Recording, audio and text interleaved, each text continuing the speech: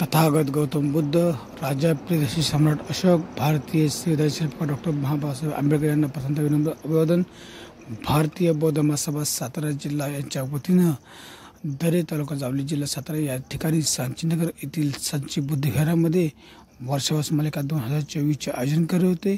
हे आयोजन भारतीय बौद्ध महासभा जावली तालुका अध्यक्ष संतोष खरासाहेब यांच्या माध्यमातून तसेच भारतीय बौद्ध महासभा व आरपीआयचे ज्येष्ठ महासचिव भगवंत कांबळे यांच्या माध्यमातून हा कार्यक्रम आयोजित केला होता।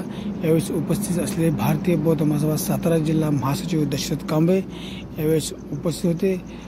तसेच भारतीय बौद्ध महासभा जावली तालुक्याचे अध्यक्ष संतोष खरासाहेब, भारतीय बौद्ध महासभाचे पर्यटन सचिव कुणाल खरात, तसेच भारतीय बौद्ध महासदस्य निलेश शिंदे, निलेश कांबळे यांनी यावेळी आभार प्रदर्शन केले। यावेळी भारतीय बौद्ध महासभेच्या वतीनं संतोष खरात यांनी धम्म कसा जीवनामध्ये जोपासावा याबद्दल सखोल माहिती दिली। तसेच कुणाल खरात यांनी चांगल्या प्रकारे धम्म आपल्या जीवनामध्ये कसा वापर करावा हे सखोल माहिती दिली। यावेळेस भगवंत काका यांनी सर्वांचे आभार मानले व अशा प्रकारे हा वर्षावास मालिका संपन्न झाला। जय भीम।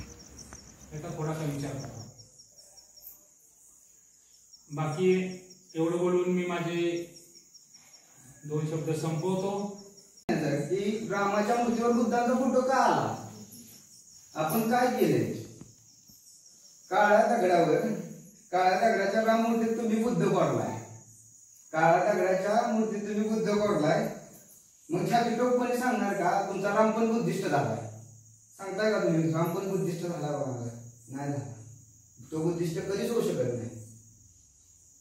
कारण की कोणताही देव हा अस्तित्वात नव्हताच, हा अस्तित्वात कोणी आणला तर ब्राह्मणांनी आणला आणि त्याला वाढवण्याचं काम कोणी केलं तर आपण सर्वांनी केलं।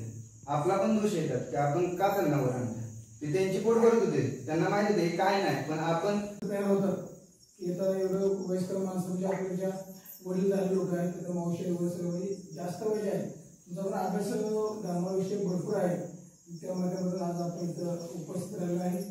आज खरासाहेबांकडून बऱ्यापैकी माहिती दिली। आज आमचा न बोलणारा म्हणजे बोधाचे आहे सोबत चांगला बोलला, चांगलं सांगितलं, मुद्दे काढले, हे मुद्दे आपल्याला मला पण माहिती होते, म्हणजे असे मुद्दे त्यांनी आज चांगल्या प्रकारे काढले आहे।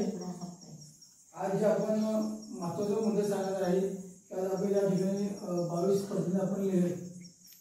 महत्वाचा विषय आहे की 22 पद्धतीने आपण किती लोक मानतो, म्हणजे बौद्ध धर्मीय लोक किती मानतात, 22 पद्धतीचं अनुकरण आपण किती आपल्या जीवनामध्ये करतो, तो एक महत्वाचा मुद्दा आहे। दुसरा मुद्दा जो एक वाखाणण्यासारखं आहे, एक आपलं उदाहरण आपल्या तालुक्यातलं आपल्या गावातलं, त्याची आज फौजीसारखी माणूस आज समाजकार्यात वाहून घेतलंय। काय त्याला गरज आहे? पण नाही, आपण समाजात काहीतरी लागतो म्हणून हे आज समाजाचे कार्य करतायत, तर त्यांचं मी आपल्या सगळ्या सांचीनगरच्या वतीने धन्यवाद देतो आणि आभार मानतो।